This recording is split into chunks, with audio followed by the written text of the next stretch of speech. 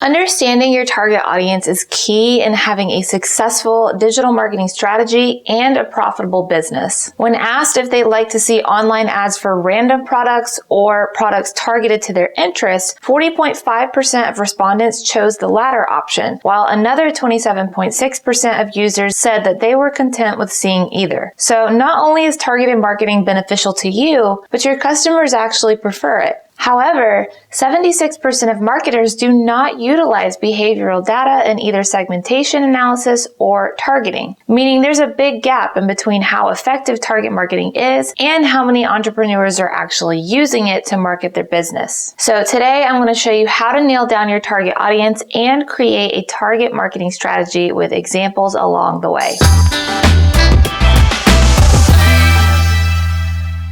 What's up, everybody? Welcome back to the channel. I'm Brandy with Life Marketing, the digital marketing agency with a mission to help small businesses grow. Before we get started, please go ahead and like this video for me, subscribe to the channel, and hit that notification bell so that you don't miss out on any of the business growing videos that we put out every single week. All right, to start out, let's quickly define what a target market is. Investopedia says a target market is a group of people with some shared characteristics that a company has identified as potential customers for its products. A target market may be broadly categorized by age range, location, income, and lifestyle. Their stage of life, their hobbies, interests, and careers all may be considered. Now, the only thing I want to add to that is that while a target market can be broadly categorized, it shouldn't be. The more specific your target audience is, the better. You've probably heard the saying that if your audience is everyone, it's no one, meaning you've got to have a specific idea of who your ideal customer is. So on that note, the first thing you need to do for target marketing is nail down your buyer persona. Some of you have probably heard of a buyer persona or customer avatar before and are thinking of it in terms of the broad definition we just looked at: age, location, income, and lifestyle. But I found this definition and wanted to share it with you because I think it's really good. A buyer persona tells you what prospective customers are thinking and doing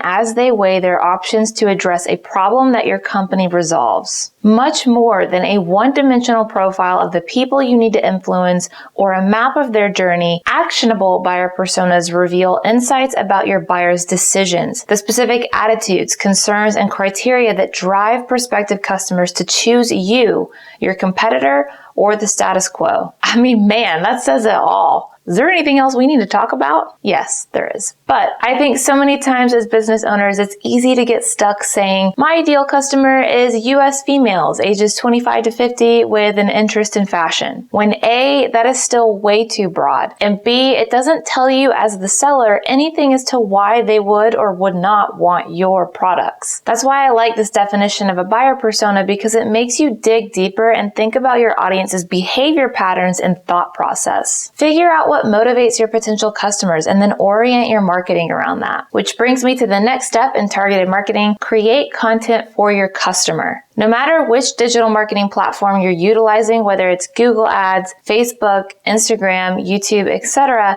you need to make content for your audience, not for you. For instance, continuing with the female fashion interest buyer persona, let's say you dug in and you found that really your niche is for taller women, ladies whose problem more often than not is finding jeans that are long enough, or sweaters with sleeves that actually reach their wrist, or cute shoes that have a smaller heel height to them. If you can't tell, I'm 5'10" and have problems with literally all of these things. But if that's your niche, you don't want to push content out about how you were featured in Vogue or about how your clothes are cheaper than your competitors. Those are both great things, but I'm telling you as a tall woman that those are not my primary concerns when I'm shopping for clothes. Why would I care if your clothes are cheaper if they're not going to fit me? I want to know how long the inseam on your jeans are. So your content needs to directly address the thing that would make your audience care about what you sell. Attack their problems head on with your content, serving your product or service as the solution. All right, now before we get into the last step you'll need to take with target marketing,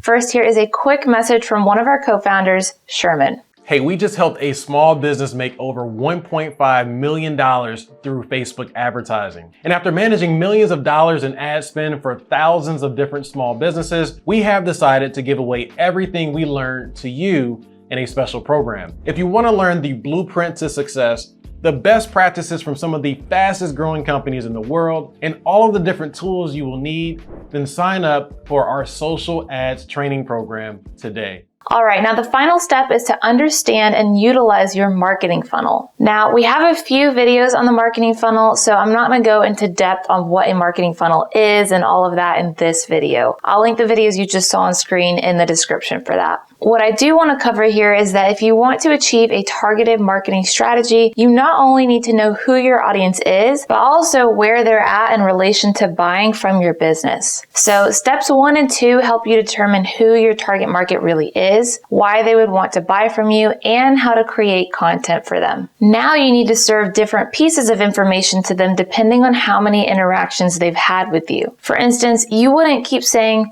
"Hello, nice to meet you," to someone you've already met 3 times, right? And on the opposite side of the spectrum, you wouldn't walk up to a girl and the first words you say to her be, "Hey, will you marry me?" Usually, anyway. The same sentiment applies here. If they've already been introduced to your brand, quit feeding them the same introductory content. They need to receive different content that reflects them being further down in your marketing funnel. Whereas if they've never heard of you before, you don't want to hit them with the salesy closing content just yet. So in the example of the female fashion line, maybe you grab my attention by addressing my need for clothing made with taller women in mind. After I've noticed your brand for that and maybe engaged with a few social media posts or browsed around on your website, then it would be a great time to introduce a coupon to push me over the edge of making a purchase. If you need further ideas to help understand what kind of content to make for each stage of the marketing funnel, both of those marketing funnel videos I've linked will be great for you to watch next. But for this video, it's important to understand that your marketing efforts need to constantly be oriented around your customer and their current relationship to your brand. So leave a comment because I'd love to hear.